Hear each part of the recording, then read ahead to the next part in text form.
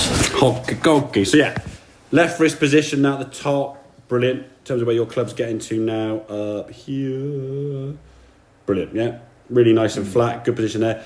I think because the club face used to be open and your path would come quite a bit on the inside, you'd kind of get that sort of standard shot there. Club's now getting stronger or straighter, so it's actually aiming at target more so. You're going to give yourself one of them, and the more you get that, the more your path's going to want to go out this way, which gives you more of that, and then the more the path's going to go inside. So you get to a point where you're like 6, 7, 8 degrees. You can sling the heck out of everything, but you can't hit a straight shot. Ball above your feet, you're going to struggle. Right to left wind, you're going to struggle. And we want you to hit that shot more. Yeah. Not a big draw, but you get the idea. Not a sling. It's more of a it starts up here and just falls out the sky, kind of drifting left in the air. Okay.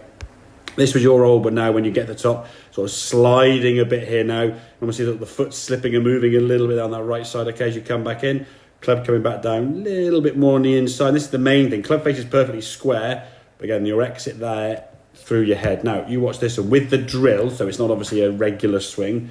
Feet are closer together, club's off the ground.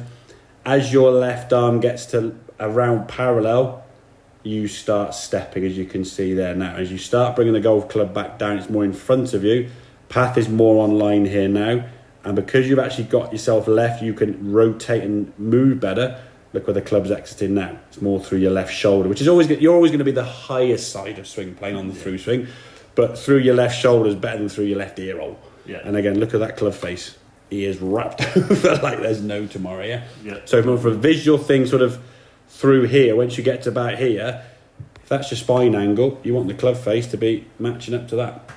You don't want to see that club face turn down, toe down, rolling over, yeah? Because you already got the club face square. You haven't got to square something that's already squared, yeah?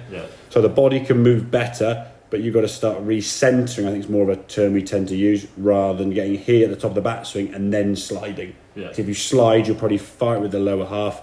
The hips fire in, this drops down, club gets underneath, you get a bit of a hook, and then once you get one that goes OB left on, like say 3 or 4, whichever you had it, the next 4 or 5 holes you're playing now, you're going to be dropping the club in here somewhere, and then she gets a bigger hook until you sort of hold your hands open as much as you can, then just block it 50 yards right. So more neutral, 2 or 3 degrees of your path there's fine, 1 or 2 degrees shut. We can get a nice little soft draw like that last one there, mate, where you get the ball. And then the sound of the strike was a little bit different as well when you're coming through, yeah?